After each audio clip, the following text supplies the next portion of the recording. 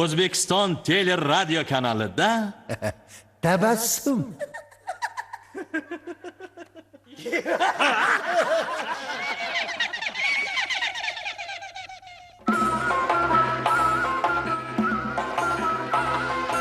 Tabassum ustaxonasidan gapiramiz.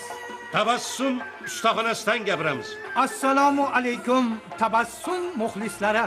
Assalomu alaykum. Tabassum radio jurnalining sevimli tinglovchilari. Kulgu dilning chirog'i. Agar kulgu insonga shodlik va quvonch baxsh etish bilan birga odob o'rgatsa, bu kulgu haqiqatda dilning chirog'i. Juda to'g'ri aytasiz Sherali.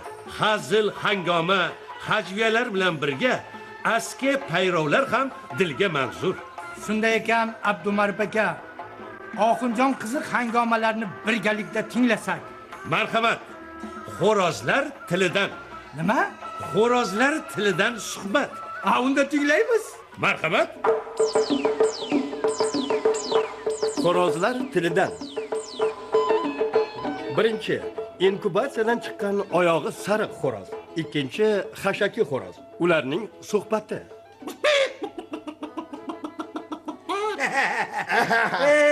Qichqir xo'rozim qichqir.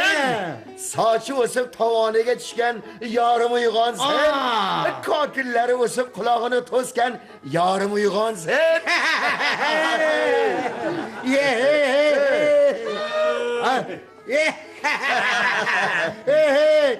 O'z yorimni uyg'otishga qurbim yetmaydi-yu. O'zgani yorini qanday uyg'otay? Seni nafasing kuchliroq. Uyg'otib bersang bo'lgani. Men gapgachi to'mtoqmanda.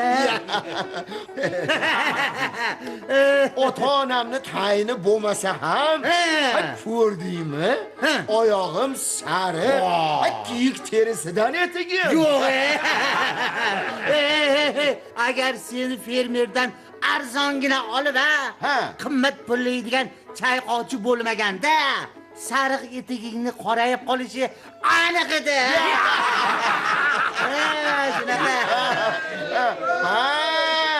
Alam qilsin. Tuxum plani bajarilmasa, ham meni avlodim ko'p. Ham 10-15 ta makiyonim bo'lgani bilan aliment to'lamayman. Ham mening fazilatim shuki, bitta don topsam, boshqalar bilan baham ko'raman. Bildingmi? Baxtim shuki, so'roqlab turadigan qaynotam, seping qani deydigan qaynonam yo'q. Bildingmi?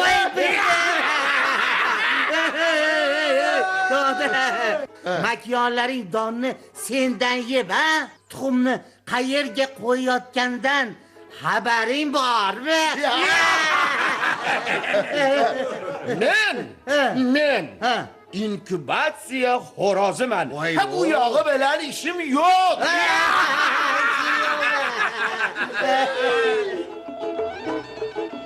Qaruvchiga mukofot. Yusuf qiziq bilan Oxun qiziq yoshlik ko'lida yozda aylanib yurishibdi. Hamma cho'milyapti, ikkita ustoz ketishyapti. Oxun qiziq bir yerga kelib, devorga qarab qotib qolibdi. Ha, yur Oxun, debdi Yusuf qiziq. Bu yoqqa keling, usta, debdi Oxun qiziq. Mana pul topadigan joy. Mana sizga o'qib beray. Cho'kib ketayotganini olib chiqsa, 50 so'm mukofot. Ko'rdingizmi? Ana. Ha, men o'zimni suvga tashlayman. Siz dod deysiz. Ko'zlarimni ola-kula qilib turaman. 50 so'm mukofot. Ana, ko'rdingizmi? Bir kunda 10 marta cho'kaman. debdi Yusuf qiziq. Tashla o'zingni. Degan ekan, Oxun qiziq bir chuqur joyga o'zini tashlab yuboribdi. Sho'ng'ib chiqib ko'zlarini ola-kula qilib tursa, ham Yusuf qiziq tepasida indamay turgan emish. Usta! Demaysizmi? Suvning tagiga kirib ketyapman. deb baqiribdi Oxun qiziq. Cho'kaver. axir u yog'iga agar o'tsam o'laman-ku, chuqurga kirib ketaman-ku. Kiraver, chuqurroq kiraver. E'lonni oxirini o'qimagan ekansan. O'ligini olib chiqqanga 100 so'm berar ekan. Nima?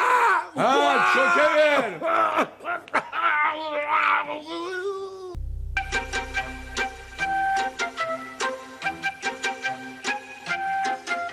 Maribjon aka, Labay. bu bolalarni qo'rqitib uxlatganmisiz? Ha endi har doim emas-ku, har qalay juda gapga kirmaganda qo'rqitgan bo'lsak qo'rqitgandirmiz. Masalan, nima deb? Bizni qo'rqitishgandek olabuji kelyapti deb. Yalmog'izning tishlari bilan-chi? Ha shunaqa ham qo'rqitish bormi? Yalmog'iz kampirni o'zi bilan qo'rqitishadi ba'zida lekin. Nevaralarni ana shunday deb qo'rqitib o'tirmang. Yana buvilari, keling. Mana bu hayotiy hangomani ijro bilan yetkazaylik. Tinglovchilar o'zlari tushunib olishadi. Ha, tushundim. Yalmog'izning tishlari.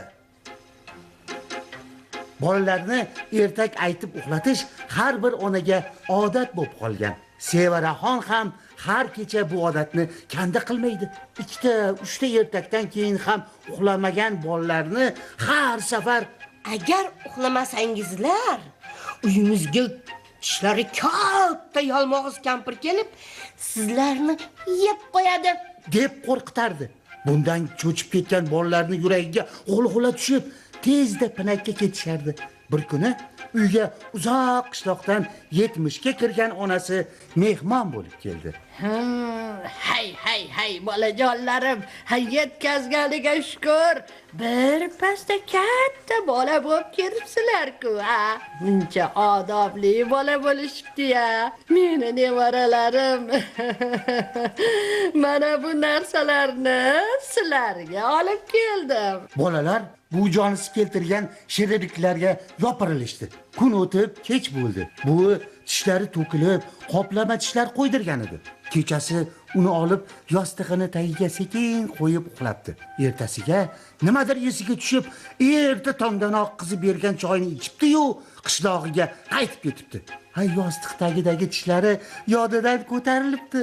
Buni qarangki, zumrasha bolalar yostiq tagidagi sun'iy tishlarni topib olib, qo'rqib ketishibdi. Voy, qara, ayam aldamagan ekanlar. Kechasi rostdan ham yalmog'iz kampir kelibdi uyimizga. Voy, shoshganidan tishlari esidan chiqib qolibdi. Voy, rosta qo'rqinchli ekan-a. Keyin mayda qilib tashlaymiz. Bolalar tosh bilan tishlarini rosa urib maydalashibdi. Keyin onasiga borib maqtanishdi. Ayajon. Yalmog'iz kampir kechasi kelsa ham endi bizni yeya olmaydi. Hamma kishilarni maydalab tashladik. Voy, sho'rim qursin.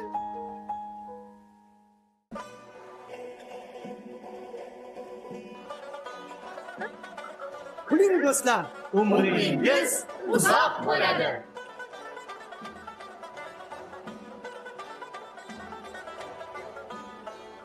tabassumda yangi latifalar. Tinglab huzur qiling. Bir xonim himoyachisiga yomon ko'rgan eridan noliydi. Ajrashni qo'yingmi? Deydi himoyachi. Xo'p, qiziq gapni gapirasiz-a? Men undan 20 yil azob chekdim. Siz bo'lsangiz, uni baxtiyor qilib qo'yishimni taklif qilyapsiz. Xotin, Tasavvur qilaman, 2 kun g'oyib bo'lib qolganimda, kallangizga juda yomon o'ylar kelib qo'rqqandirsiz-a? Ha, albatta. Sen qaytib kelasan deb yomon qo'rqdim. xotini.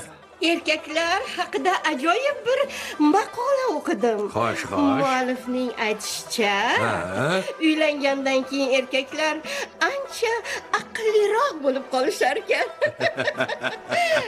Shunaqa ko'yi. Lekin fursat o'tib ketgan bo'ladi-da, xotinjon.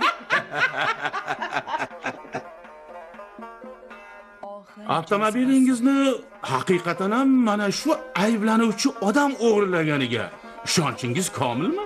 deb so'radi oqlovchi jabrdiydadan.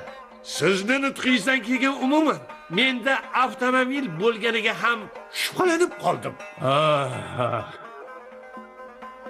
Bir fermer ikkinchisiga. Nima deysiz? Nimani? Fermani o'tdan va do'ldan sug'urta qilib, to'g'ri qilibmanmi? O't masalasini tushunsa bo'ladi. Xo'sh, Ammo do'lni qandoq yog'dirasiz? deb javob berdi qo'shnisi. Yangi yerga tekkan juvon eridan so'raydi. Qalay azizim, tushlik sizga ma'qulmi?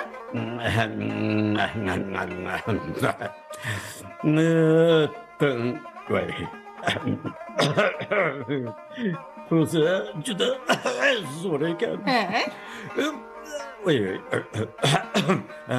Ko'p afsus. Sho'rvasidan ham ko'proq qo'yib bersang bo'lar ekan. Nima?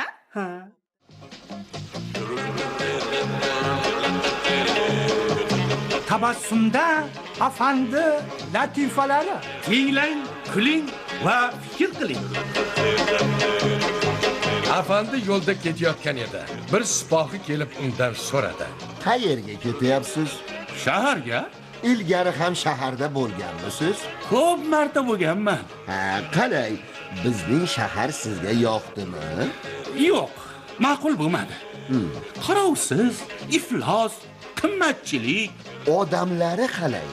Shaharning boylari qo'pol, firibgar, ochko'z ekan. Shaharning begi to'g'risida nimalar bildingiz? Shahari shu bo'lsa, uning begi nima bo'lar edi? Mol egasiga o'xshamasa harom o'ladi.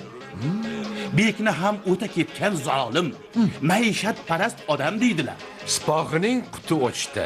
Mo'ylablarini burab, ko'zlarini chaqchaytirdi va dag'dag'a bilan dedi: "Ay, men bu shaharni begiman."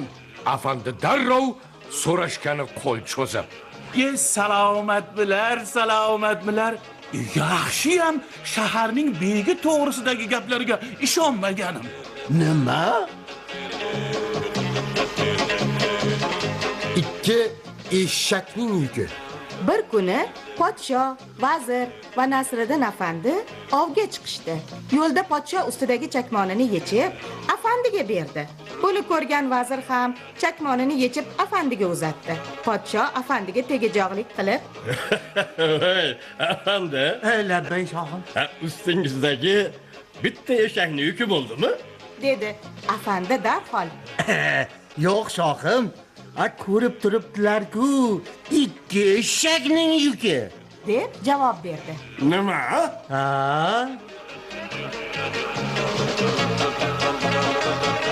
O'g'ri! Afandi hokimning mahkamasida o'tirgan edi, bir o'g'rini tutib kelishdi. Hokim o'g'rini tanib baqirdi. "Ablah, qanday benomus o'g'risan? Shu bilan mahkamaga 8-marta kelishing." Buni eshitib afandi kulib yubordi. Hokim afandiga qahrini sochdi. "Nega kulyapsiz?" Afandi javob berdi. Mahkamangizga bu o'g'ri 8 marta kelgan bo'lsa nima qildi? Har kuni keladigan o'g'rilar ham bor-ku. "Yo'q ey, Podsho kechasi yo'lda ketayotgan edi, afandiga duch kelib qoldi. Uni masxaralamoqchi bo'lib: afandi sizmisiz? Qorong'ida men sizni itmikan debman." Afandi podshoga ta'zim qilgan holda javob: Kechirasiz shohim. Siz ekansiz-ku. Qorong'ida men sizni odammikin debman. Nima?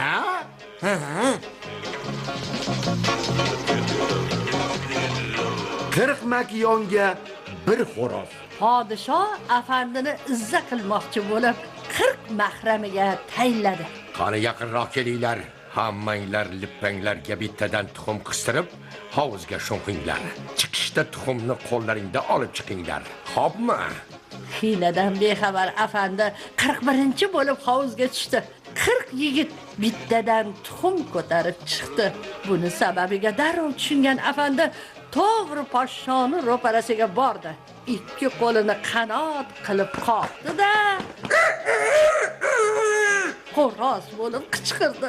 Podshoh hayron bo'lib, Hay afandi, Labay. bu nima qilganingiz? Nega qichqiryapsiz? deb so'radi.